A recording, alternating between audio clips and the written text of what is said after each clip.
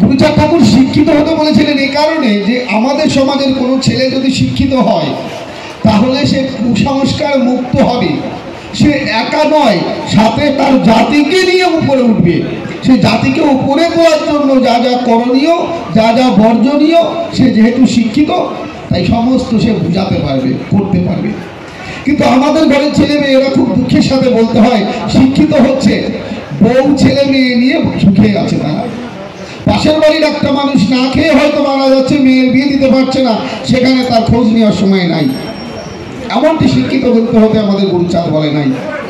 আমার গুরুচাঁদ বলেছে একে অপরের সাথে সৌভ্রাতৃত্ব বলে সকলের সাথে কাঁধে কাঁধ মিলিয়ে চলো, সমাজের জাগরণ করো, উন্নতি করো। সেই দিকটা আমাদের ঘাটতি পড়ে গেছে। যাই হোক, আমাদের সে বিষয়ে আলোচনায় যাব। তার আগে যে প্রশ্নটি করেছে সেখানে হচ্ছে নিত্যানন্দ হরি, কৃষ্ণ হরি, শ্রী গৌর হরি, হরিচাঁদ আসল হরি, পূর্ণানন্দ হরি।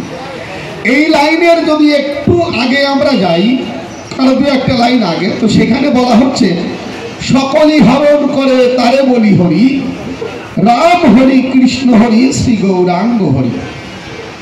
অর্থাৎ সকল যিনি হরণ করেন তিনি হরি। মানে তারকচন্দ্রের কেমন একটা বলে গেল, বলে তার ইচ্ছা মতো নাকি লিখেছে যে হরিচাঁদ আসল হরি আর সকলে নকল হরি।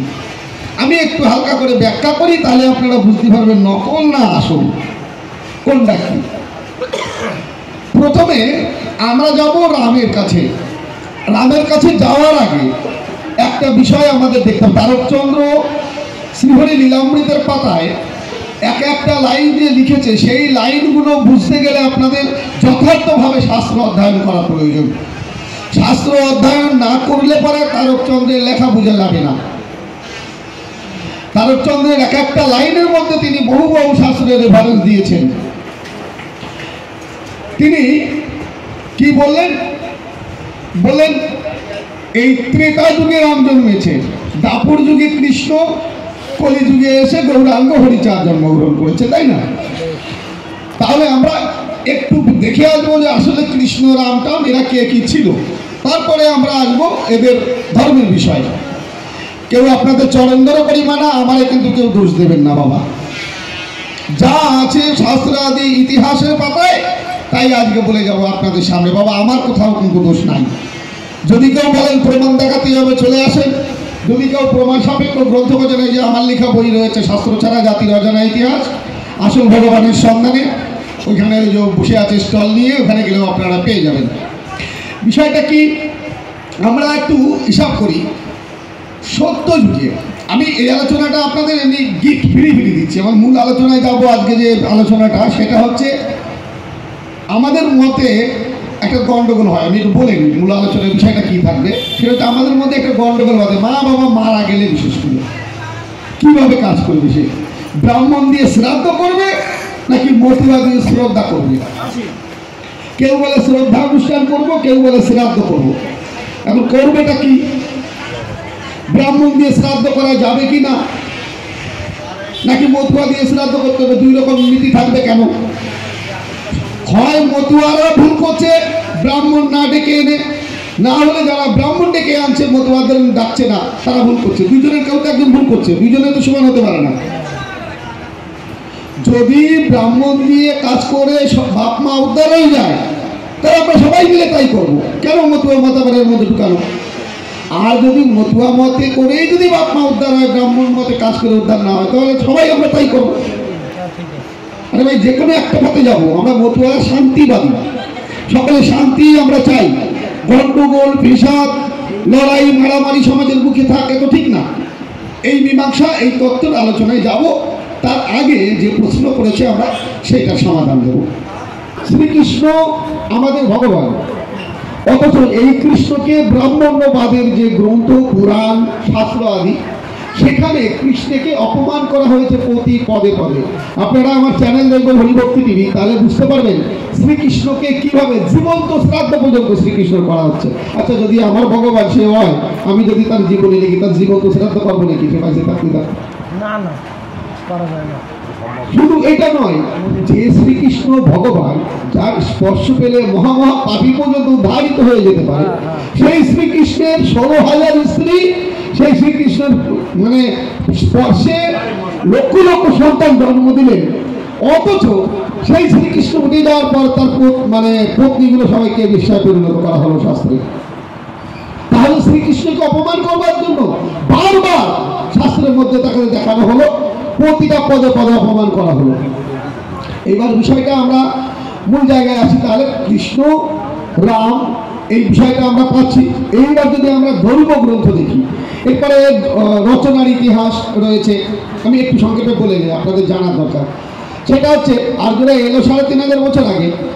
আচ্ছা, আমাদের এই বৈদিক যত শাস্ত্র গ্রন্থ তারা লেখা কিসে, কোন ভাষায় লেখা? না, সংস্কৃত ভাষায় লেখা। তো যত শাস্ত্র গ্রন্থ লেখা কিসে? সব সংস্কৃতই তো। বাবা একটু মাথা নাড়াতে হবে না, হ্যাঁ না কিছু বলতে হবে, সংস্কৃত ভাষায় লেখা। এখন এই সংস্কৃত ভাষাটা এলো কবে? আমরা যে ভাষায় কথা বলছি, পালি, প্রাকৃত, আমরা যাই বলি, এই সবই হচ্ছে ইন্দো ইউরোপীয় ভাষার গোষ্ঠীর মধ্যে আর্য গোষ্ঠীর ভাষা। এই ভাষাটাকে আমরা যেহেতু আর্যরা পিছনে এসছে, শেষে এসছে, তাই তাদের মুখের ভাষা ইন্দো ইউরোপীয় ভাষা ভারতের প্রাকৃত ভাষার সঙ্গে মিশে একটা খিচুড়ি ভাষায় পরিণত হয়। এই ভাষাটাকে পাণিনি নামক এক ব্যক্তি তিনি ব্যাকরণ লিখে সংস্করণ করেন। সংস্করণ করেন বলে এই ভাষার নাম সংস্কৃত দেওয়া হয়। পাণিনি কবেকার লোক? পাণিনি খ্রিস্টপূর্ব 5ম শতাব্দীর লোক। কোন কোন ঐতিহাসিকরা বলেন পাণিনি খ্রিস্টীয় 5ম শতাব্দীর লোক, অর্থাৎ কোন কোন ঐতিহাসিকের মতে মাত্র 1500 বছর আগে পাণিনি ছিল, কোন কোন ঐতিহাসিকের মতে 2500 বছর আগে পাণিনি ছিল। যেটার সময় বেশি, আমরা ধর্মীয় কথা বলছি বলে আমরা সময়টা বেশি ধরে নেব, আমরা গিফট দিলাম আমাদের সময়টা। সেই হিসাবে আমরা যদি 2500 বছর আগেও ধরে নিই, পাণিনি যে সময় জন্ম, যে সময় তিনি এই শাস্ত্র অধ্যয়ন করেছেন, যে লিখেছেন, সংস্কৃত ভাষাটা যখন জন্ম হচ্ছে, তখন কিন্তু তাহলে আমরা খুব বেশি হলে 2500 বছর পাচ্ছি। 2500 বছর আগে সংস্কৃত ভাষা তৈরি হয়েছে। এই সংস্কৃত ভাষার ইতিহাস, সংস্কৃত ভাষার যে সাহিত্য, তাই লেখা হবে কবে? 2500 বছর আগে কি সম্ভব? তাহলে রাম জন্ম আবার 60,000 বছর আগে গ্রন্থ লেখে কি করে? রাম জন্ম আবার 60,000 বছর আগে তারা গ্রন্থ লিখেছে নাকি রামায়ণ, তাও আমাদের মধ্যে প্রচার করে। এদের ভাষা তৈরি হলো মোটে 2500 বছর আগে। তার আগে সম্ভব লেখা? লেখা সম্ভব কি? 2500 বছর আগে এই সংস্কৃত ভাষা তৈরি হলো, তাহলে তার আগে সংস্কৃত গ্রন্থ লেখে কি করে? তাই না? তাহলে আমাদের কি ভেজাল কিভাবে খাওয়ানো হচ্ছে? এইখানে আমার গুরুচাঁদ বলেছিলেন, ছেলে মেয়েকে শিক্ষা দাও, শিক্ষা দিলে এদের মধ্যে জ্ঞানের আলো প্রস্ফুটিত হবে, আর তখনই এরা ভালো মন্দ নিজেরা বুঝতে শিখবে। আর যদি আমি লেখাপড়া না করতাম, আমরা না করতাম, তাহলে আমরা কোনোদিন এই শাস্ত্র অধ্যয়ন করে বুঝতে পারতাম না। ইতিহাস যদি না পড়তাম, আমরা জানতে পারতাম না। চালাকিটা কোথায়? এখানেই শেষ নয়, আরো মজা আছে। সংস্কৃত ভাষা হলেই তো লেখা যাবে না। এই আর্য গোষ্ঠীর মানুষরা লিখতে পারতো না। তারা কেন? কারণ লিখতে গেলে তো অক্ষরের দরকার, লিপি দরকার। সেই লিপি এদের ছিল না।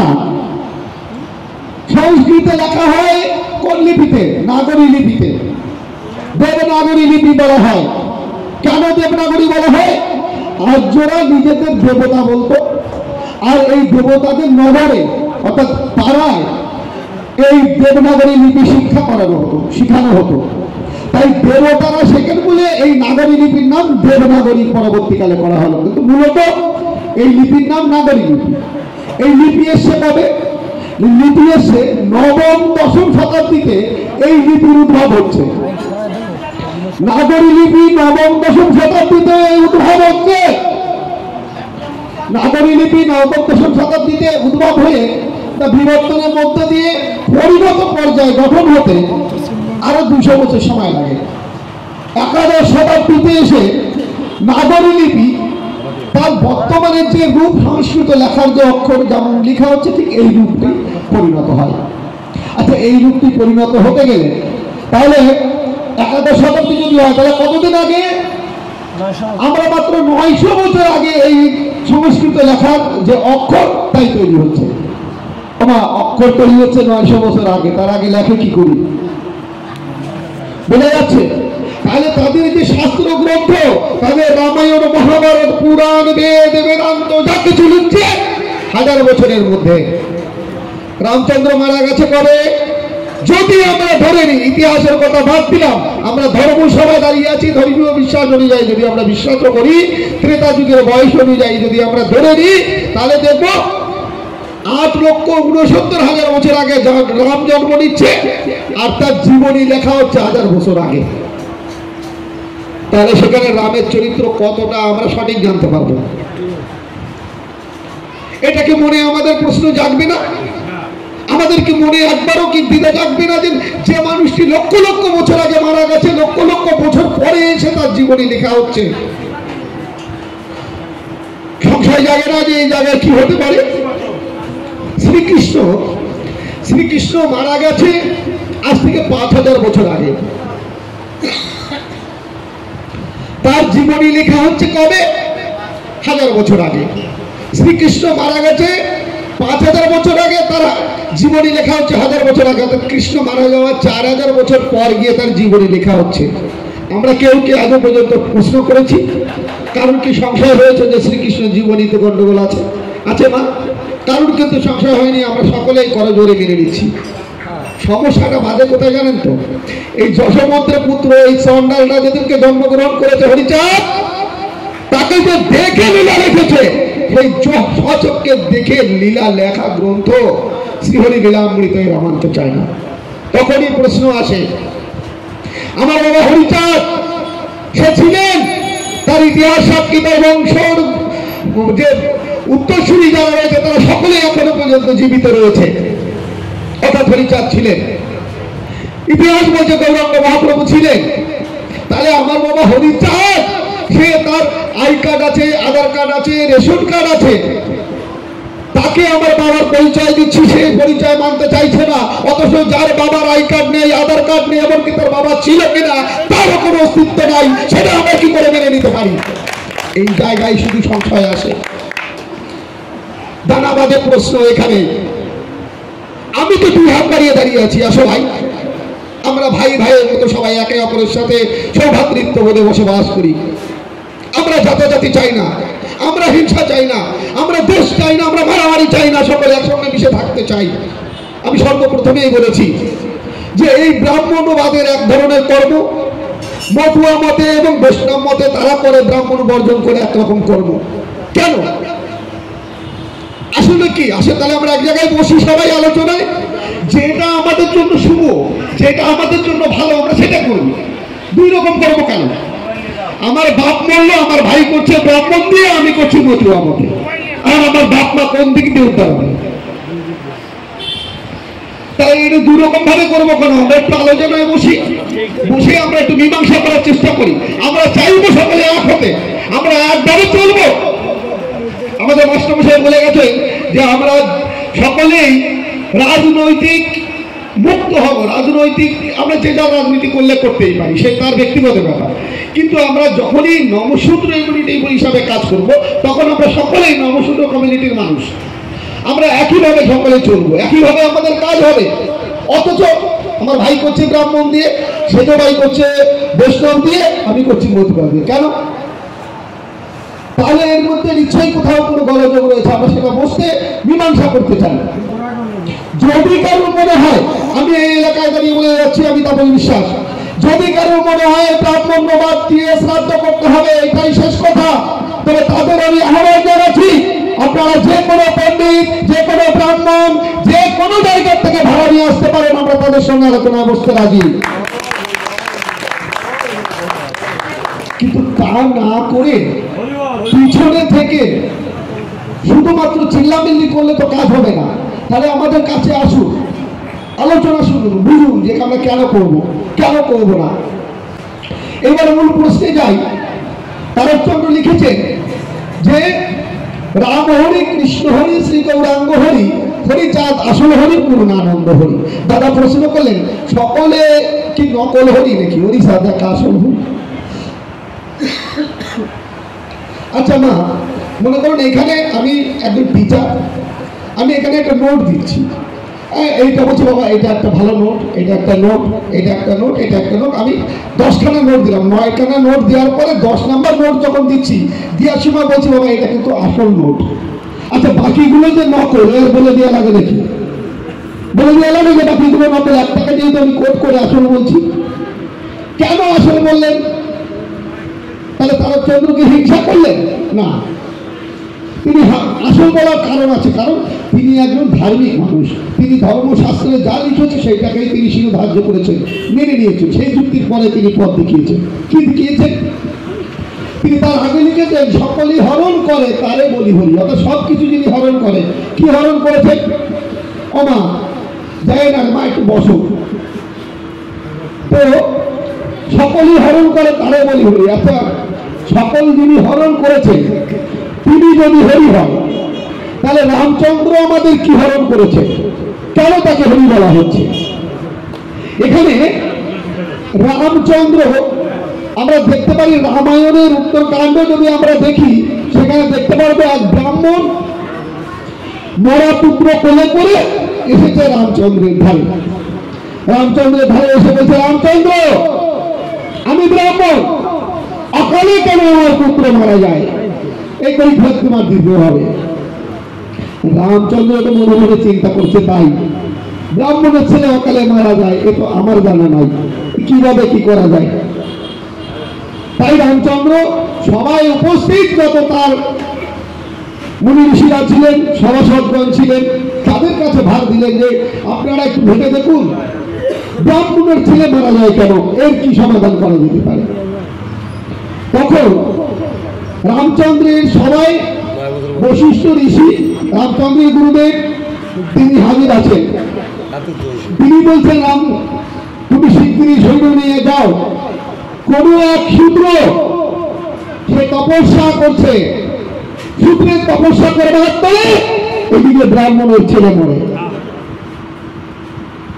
রামচন্দ্র আর দ্বিতীয় কথা না বলে কিছু সৈন্য সাথে নিয়ে তিনি বেরিয়েছেন অনুসন্ধান করতে।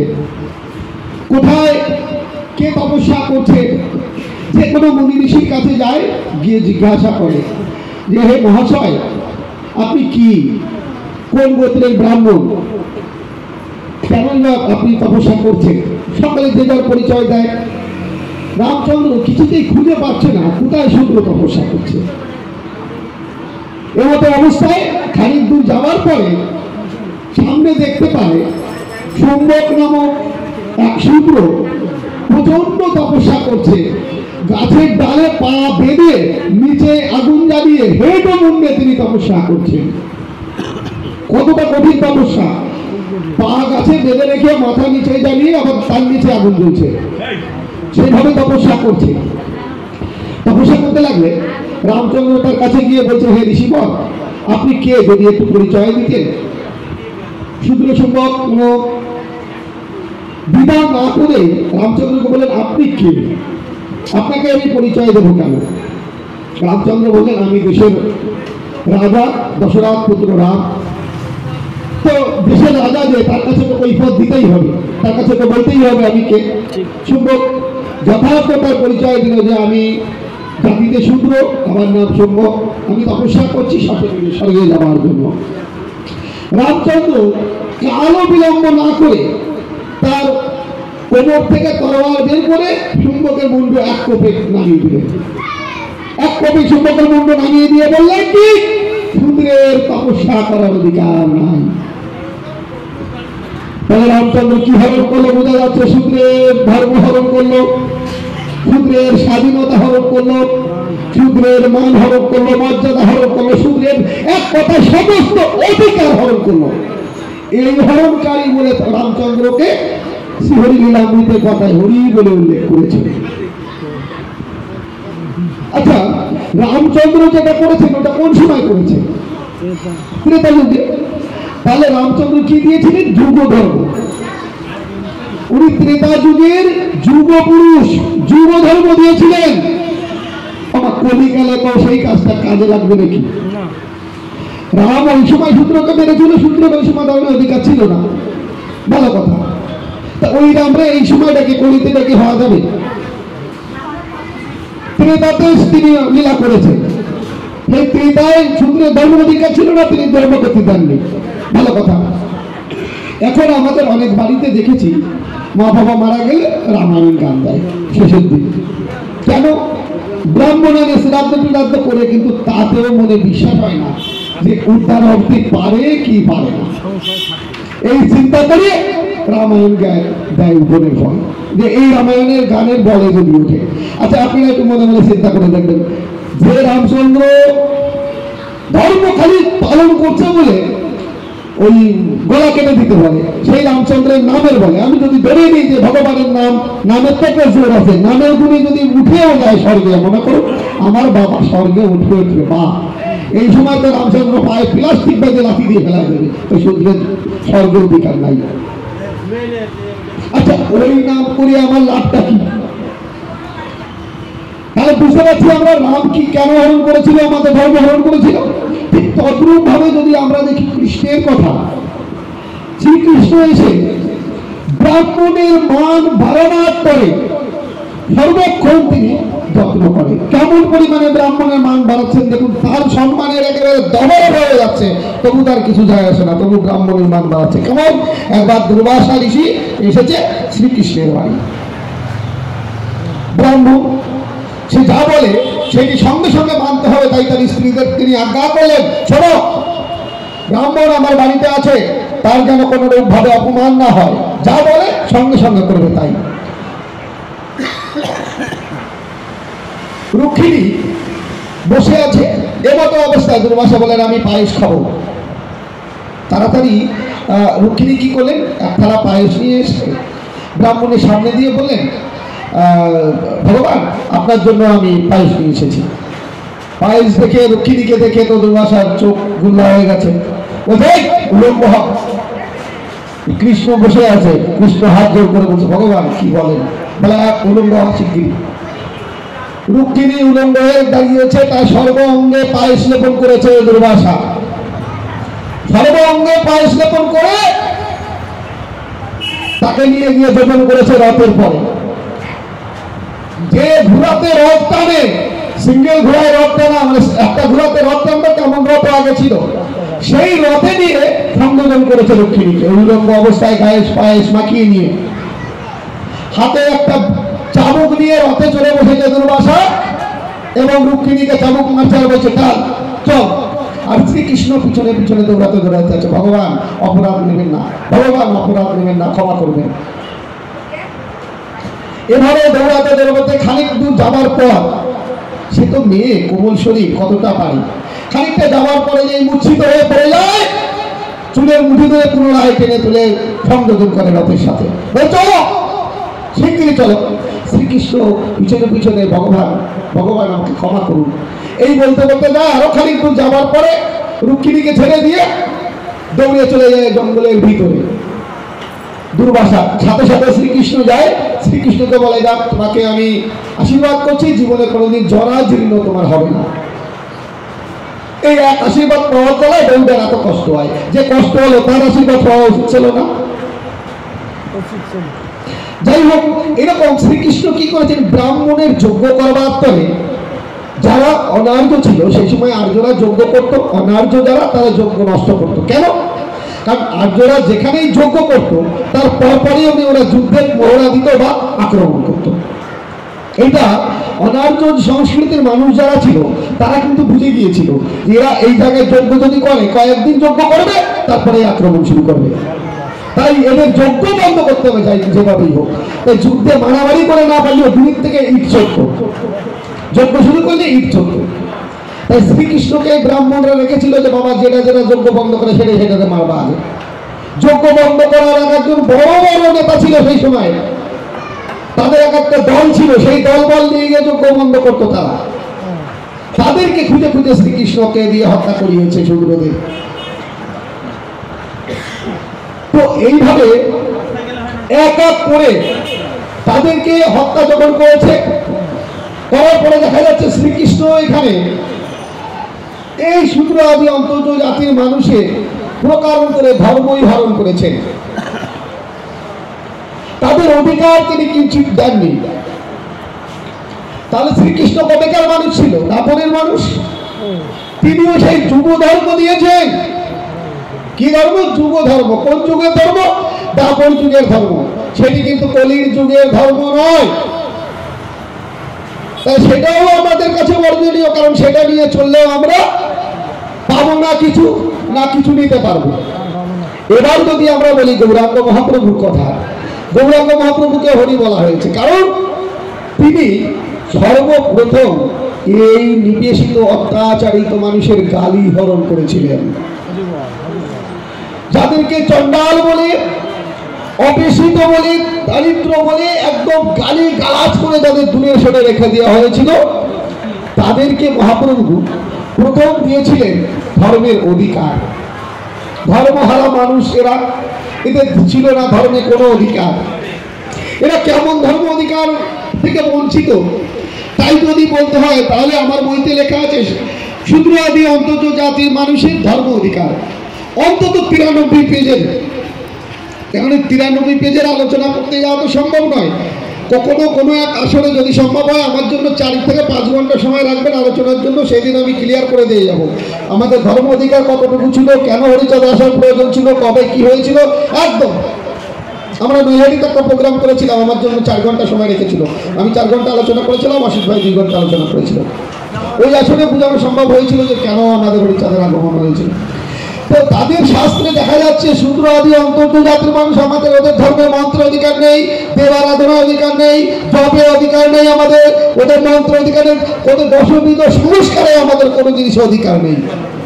আচ্ছা, যদি তাদের সব জিনিসে আমাদের অধিকার না থাকে তাহলে আমরা ধর্মবিহীন মানুষ, ধর্ম আমাদের ছিল না। প্রথম আমাদেরকে ধর্ম দিয়েছেন মহাপ্রভু, তিনি আমাদের কোলে টেনে নিয়েছিলেন। অনেকে বলে থাকেন, ওই কথায় বলে না যে মাছ না পেয়ে ছিপে কামড়, ঠিক তেমন আমাদের মধ্যে থেকে অনেক আলোচক বলে থাকেন মহাপ্রভু তো আমাদের ধর্ম অধিকার দিছে শুধু কিছু চাকর বানায় রাখার জন্য। আরে বাবা, যেভাবে দিক দিয়েছে তো মোটে আমি ছিলাম একেবারে ভুকা, পেট খালি, আমি না খেয়ে মরে যাচ্ছিলাম। সেই মরাটার থেকে তো বাঁচিয়েছে রে বাবা কেউ। বাঁচাতেও পারে না, এই পিঠি তুলে চর মারতে পারে, সেটা সহ্য করা যায়, কিন্তু পেটে খাবার নেই, পিঠি যদি চর পড়ে তো কেমন থাকে। তাই মহাপ্রভু প্রথম দিয়েছিলেন আমাদের ধর্ম অধিকার, আমাদের গালি তিনি হরণ করেছিলেন, এই অর্থে তাকে হরি বলা হয়েছে। এরপর আরো যে বিষয়টি মহাপ্রভু যে আমাদের ধর্ম দিলেন, তিনি ওই সময় দাঁড়িয়ে ঘোষণা করলেন যদি কোনো চণ্ডাল সে হরিভক্ত পরায়ণ হয় তবে সে ব্রাহ্মণ থেকেও শ্রেষ্ঠ, আর যদি কোনো ব্রাহ্মণ যদি হরিভক্ত পরায়ণ না হয় তবে চণ্ডাল থেকে সে অধম। আজ আমরা এই সময় দাঁড়িয়ে ওই সময়ের ঘোষণা বুঝতে পারবো না। ওই সময়ের প্রেক্ষাপট যাদের জানা আছে, ওই সময়ের ইতিহাস যাদের জানা আছে, ওই সময় যে বর্বর অত্যাচার ছিল সেটা যাদের জানা আছে তারা জানে এই ঘোষণা কতটা সাংঘাতিক ঘোষণা। মহাপ্রভুর এই ঘোষণার জন্য তিনি ব্রাহ্মণ সমাজ থেকেও তিনি বাদ যান। ব্রাহ্মণরা তার বিরুদ্ধে ষড়যন্ত্র করেন, মহাপ্রভুকে মেরে ফেলে দেওয়ার জন্য বিভিন্নভাবে তারা ষড়যন্ত্র করেন, নদিয়া ত্যাগ করতে তাকে বাধ্য করা হয়। যাই হোক, মহাপ্রভু আমাদের যে ধর্ম দিয়েছিলেন, মহাপ্রভু উঠে যাওয়ার কিয়দ্দিন পর পুনরায় ব্রাহ্মণ্যবাদ গ্রাস করে নেয় মহাপ্রভুর পতিত সেই ধর্ম। মহাপ্রভুর যে পথ, সেই পথকে, সেই মতকে কলুষিত করে পুনরায় ব্রাহ্মণ্যবাদ। কি করে? এখানে ব্রাহ্মণ গুরু যিনি তার প্রাধান্য হয় এই বৈষ্ণব পথে, অর্থাৎ মহাপ্রভুর যে বৈষ্ণবীয় ধারা প্রথম দিকে, সেই জায়গায় যারা ব্রাহ্মণ গুরু তাদের প্রাধান্য বেশি, শূদ্রটা গুরু হওয়ার অধিকার রাখে না। ধীরে ধীরে আরো আরো আরো দিন যেতে থাকে, 100-200 বছরে যেতে না যেতে আগেকার যে অবস্থা সেই অবস্থায় পরিণত হয়ে যায়। একেবারে কোনো রকম ভাবে ধর্মীয় অধিকার ছিল না। এই মানুষগুলো পুনরায় হয়ে যায় ধর্মহারা, এই মানুষগুলো হয়ে যায় পুনরায় সমাজের থেকে চ্যুত। এদের চণ্ডাল হিসাবে গালি দেওয়া হতো। চণ্ডাল যে একটা বৃহৎ জাতি, সেই জাতিটায় গালিতে পরিণত হয়ে গেল। এমন অবস্থা হয়ে গেল আমার জাতির মানুষ ত্রাহি ত্রাহি ছুটি করে দিল চণ্ডাল নামটি পরিবর্তন করবার জন্য। গুরুচাঁদ ঠাকুর বলেছিলেন যে আমাদের এই চণ্ডাল নামটি যখন পরিবর্তন করতে হবে, তবে আমরা নিচু জাতিতে কেন থাকবো, আমরা উঁচু হব, আমরা নামে ব্রাহ্মণ হব। ব্রাহ্মণ হিসাবে তিনি দাবি করেছিলেন, কিন্তু তৎকালীন গভর্নমেন্ট এবং সেই সময়ের যে ব্রাহ্মণ সমাজ তারা এই নামটি দিতে রাজি হলো না। তখন আমাদের দেশের মধ্যে সবাই একসাথে চিঠি লেখে, একসাথে আবেদন করে গুরুচাঁদ ঠাকুরের কাছে যে যেভাবেই হোক আমার এই চণ্ডাল নাম পরিবর্তন করতে হবে, তাতে শূদ্র কেন, আরো যদি কিছু হতে হয় আমাদের তাই হবো, কিন্তু আমাদের এই চণ্ডাল নামটা পরিবর্তন করতে হবে। তাই গুরুচাঁদ ঠাকুর বাধ্য হয়েছিলেন তৎকালীন সময়ে নমশূদ্র নামকরণ করতে, নাহলে আমাদের শূদ্র হওয়ার কোনো দরকার ছিল না। যাই হোক, সেই ইতিহাস আলাদা। এবং হরিচাঁদ ঠাকুর পূর্ণ সত্তা কেন হলেন, কেন তাকে আসল হরি বলা হলো? কারণ হরিচাঁদ ঠাকুর যখন আসলেন তখন আমাদের দিলেন ধর্ম অধিকার। হরিচাঁদ ঠাকুর যখন আসলেন তখন তিনি আমাদের দিলেন বাণিজ্য করার অধিকার। হরিচাঁদ ঠাকুর যখন আসলেন তিনি দিলেন আমাদের শিক্ষার অধিকার। হরিচাঁদ ঠাকুর যখন আসলেন আমাদের শিখালেন চাষবাস করা। হরিচাঁদ ঠাকুর যখন আসলেন তখন আমাদের মানুষের সঙ্গে মানুষের মিশে থাকার একটা আহ্বান তিনি জানালেন, সকল জাতিকে একত্রিত করলেন। এটা কি ছিল? আমরা ছিলাম শাস্ত্র মতে দ্বিপায়ী পশু, আমরা শাস্ত্র মতে দ্বিপায়ী পশু ছিলাম। এই দ্বিপায়ী পশু থেকে যারা মানুষ করে তুললো, আমাদের মানুষ করে তুলে কোলে করে ধুলো ধরে বুকে যে ধরে রেখে দিয়েছে, আবার সেই তো পুণ্য যে আমাদের আসল কলঙ্ক দূরীভূত করেছে, যে আমাদেরকে মানুষ করেছে। ইতিপূর্বে আমাদেরকে মানুষ করেনি, আমাদেরকে কেউ চণ্ডাল বানিয়েছে, আমাদেরকে কেউ শূদ্র বানিয়েছে, আমাদেরকে কেউ শূদ্র দাস বানিয়েছে, আমাদেরকে কেউ অনার্য বানিয়েছে, মানুষ কিন্তু কেউ বানায়নি। হরিচাঁদ ঠাকুর আমাদেরকে সকলের ধুলো ঝেড়ে দিয়ে দ্বিপায়ী পশু খণ্ডন করে দিয়ে যে শাস্ত্রগুলো আমাদের দ্বিপায়ী পশু বলে ঘোষণা করত, যে শাস্ত্রগুলো আমাদের ধর্মের বর্জন করে রেখেছিল, সমস্ত শাস্ত্রগুলোকে বর্জন করেছেন। সেই বৈদিক রীতিকে বর্জন করে দিয়েছেন। তিনি বারবার বলে দিয়েছেন, কুকুরের উচ্ছিষ্ট প্রসাদে মেলে খাই, বেদ বিধি শৌচাচার নাহি মানি তাই। তিনি আরো বললেন, মানুষকে ভালোবাসো তোমরা, এক মানুষ আরেকটা মানুষের পাশে থাকো, পাশে থেকে সৌভাতৃত্ব বলে তোমরা আগে বাড়ো। লীলামৃতের মধ্যে আমরা সকলে আরেকটা কথা দেখতে পাই, সেখানে পরিষ্কার ভাবে বলেছে, সর্বধর্ম লঙ্ঘি এনে করিলেন স্থূল, শুদ্ধ মানুষেতে আপনি এই হয় মূল। তাহলে কি করেছেন? সমস্ত ধর্ম তিনি লঙ্ঘন করেছেন। দেখেছেন হরিচাঁদ ঠাকুর যে না না, এ আমার মানুষের জন্য ধর্ম নয়, এ আমার মানুষকে মানুষ বলে মানে না, এরা আমাদেরকে কখনো মানুষ বলে স্বীকার করে না, এরা কখনো আমাদের মিলেচ্ছ বলে, কখনো দাস বলে, কখনো দ্বিপায়ী পশু বলে, এরা তো মানুষ হিসাবে আমাদের দেখে না। তাদের শাস্ত্র গ্রন্থে লেখা রয়েছে কোনো দেবদেবীর পুজো করা আমাদের নিষেধ। আমরা পঞ্চম বর্ণ, আমরা চণ্ডাল যারা অচ্ছুত পঞ্চম বর্ণের মানুষ, তারা ব্রাহ্মণ ক্ষত্রিয় বৈশ্য শূদ্র, এই যে চারটে জাতি, চারটে জাতির একটাও আমরা নয়। শূদ্র কিন্তু আমরা না, আমরা শূদ্রের থেকে আরো অধম, আরো পতিত, আমরা নির্দেশিত অত্যাচারিত একদম অবহেলিত মানুষ ছিলাম। আমরা জলা জঙ্গলে একদম পতিত ভাবে ছিলাম। কেন? কারণ এই বর্তমানের যে উচ্চ সমাজ, সেই সমাজে আমাদের উঠার অধিকার ছিল না। তাদের বাড়িতে গেলে তারা গোবর জলে ছিটা দিত। যদি ভুল করে কোনো ব্রাহ্মণের বাড়ি, উচ্চ বর্ণের বাড়িতে আমরা উঠে পড়েছি, তাহলে আমাদের মারি খেতে হয়েছে। তাই আমাদের মানুষগুলো দূরে গিয়ে জলা জঙ্গলে গিয়ে বসবাস করেছে, যেখানে এই ব্রাহ্মণবাদের ছোঁয়াছুত মানুষ এগুলো নেই। যেখানে সেইখান থেকে দাঁড়িয়ে আমাদের যিনি ধর্ম অধিকার দিলেন, তিনি কি আসল ভগবান? তিনি হচ্ছে ভগবান। অর্থাৎ যে যারা উদ্ধার করে সেই তার ঈশ্বর, ভক্তি যুগে সেই তার স্বয়ং অবতার। অর্থাৎ যে তাকে উদ্ধার করেছে, কোনো ভক্তি নয়, যে যাকে উদ্ধার করেছে তার কাছে ভগবান। যদি আমরা গুরুচাঁদ চরিত্র দেখি, সেখানে পরিষ্কার ভাবে গুরুচাঁদ ঠাকুর বলছেন যে ক্ষত্রিয়দের রক্ষা করেছিল রামচন্দ্র, তাই ক্ষত্রিয়র কাছে রাম ভগবান। বৈশ্যকে উদ্ধার করেছিল, রক্ষা করেছিল শ্রীকৃষ্ণ, তাই তাদের কাছে সে ভগবান। আর তোমাদের এই চণ্ডালধারীকে উদ্ধার করেছে আমার হরিচাঁদ, তাই হরিচাঁদ ঠাকুরই হচ্ছে তোমাদের প্রকৃত ভগবান। হরিচাঁদ ঠাকুরকে বলা হয়েছে এই জন্যে আসল হরি। তো আমরা যদি এই হরিচাঁদ ঠাকুরের অর্থ, মর্ম, তত্ত্ব কথা আলোচনা করতে যাই, আমাদের প্রায় আসলে সকলে কম বেশি একই আলোচনা শুনে থাকি। গুরুচাঁদ শিক্ষা আন্দোলন করেছে, শিক্ষার কথা। হরিচাঁদ ঠাকুর আমাদের কি কি দিয়েছে, কম বেশি আমরা সকলেই একইভাবে আলোচনা করে থাকি বিভিন্ন আসনে গিয়ে। যে তথ্যটা সকলে আলোচনা করে না, আমি সেই দিকগুলো আলোচনা করছি। কারণ কি, আমি সেই দিকগুলো আপনাদের আশীর্বাদে মোটামুটি পক্ত আমার শাস্ত্রাদি অধ্যয়ন করা হয়েছে একাধিকবার ধরে। আমাদের এই বৈদিক মতে যত শাস্ত্রাদি রয়েছে আপনাদের আশীর্বাদে সবগুলো আমি অধ্যয়ন করেছি বারবার।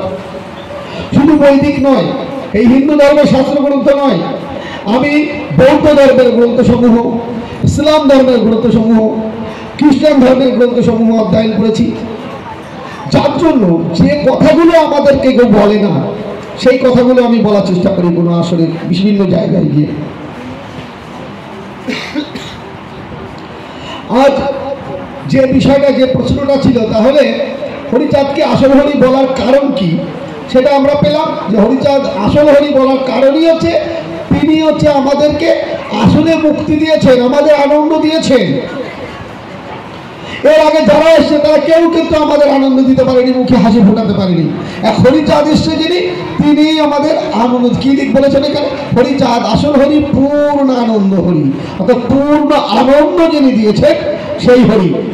আমাদেরকে এই দুঃখের জীবন দুঃখ হরণ করে তিনি সুখময় করে তুলেছেন, আনন্দ তিনি দান করেছেন। এই হচ্ছে তিনি আসল হরি। এবার এইটা ত্যাগ করে আমরা চলে যাব একটু ব্রাহ্মণ্যবাদ আলোচনার দিকে। ব্রাহ্মণ দিয়ে যে সমাজটায় আমরা সকলে পূজা অর্চনা শ্রাদ্ধ আদি করি, সেইগুলো আসলে আমরা কি নিজেদের বিপদ টেনে আনছি কিনা, সেটা একটু আলোচনা করব। আমি কিন্তু আপনাদের করজোরে বলবো যে বাবা, শাস্ত্র যদি মানতে হয় তাহলে সেইভাবে মানতে হবে, আর যদি না মানতে হয় তাহলে মানার দরকার নেই। ভালো কথা।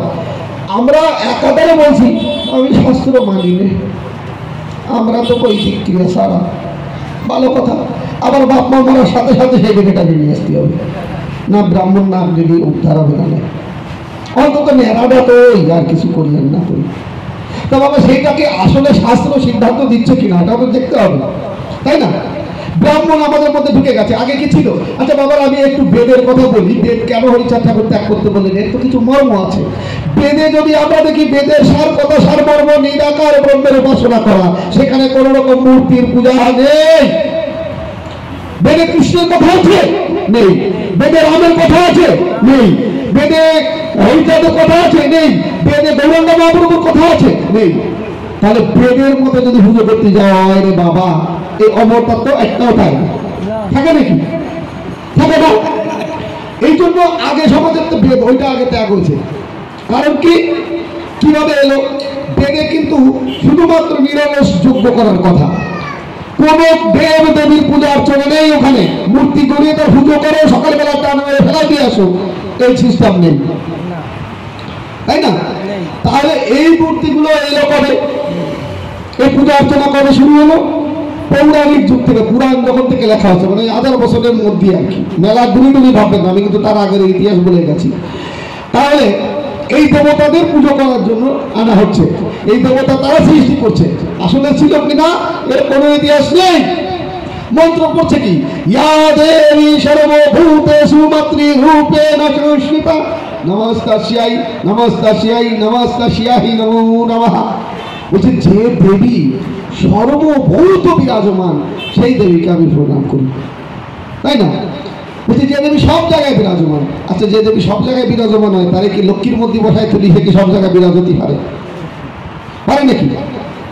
আমি জলের মধ্যে দিয়ে বিপদে ফেললাম, ওই লক্ষ্মীর মধ্যে, ওটা তো লক্ষ্মী শুকনের দেবতা, জলের মধ্যে দিয়ে বসাবে গিয়ে, তখন আমার গঙ্গারে ডাকতে হবে, মকরে ডাকতে হবে। বিপদটা কোন জায়গায়? মন্ত্র একরকম, এরা করে আর একরকম।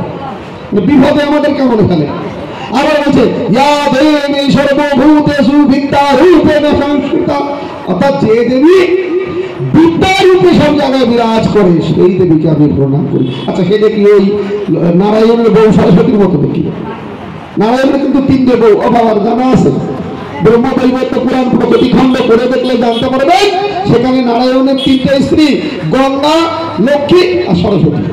এই 3টে যা ঘটায় রে বাবা, মারামারি করিয়ে একটু বলি ঘটনা, মানে ব্যাপারটা একটু মনে পড়ে গেল। তাই আমার তুলসী মালা যে বাবারা ভরে গঙ্গার প্রতি যাতে শ্রদ্ধা, তাদের প্রতি দুটো কথা না বলে আমি পারছি না। শাস্ত্রের সিদ্ধান্ত, এবার আপনারা মানবেন না মানবেন আপনাদের বিষয়, ব্রহ্মবৈবর্ত পুরাণের সিদ্ধান্ত। সেখানে নারায়ণ বসে আছে তার তিন স্ত্রীকে নিয়ে, গঙ্গা, সরস্বতী এবং লক্ষ্মী।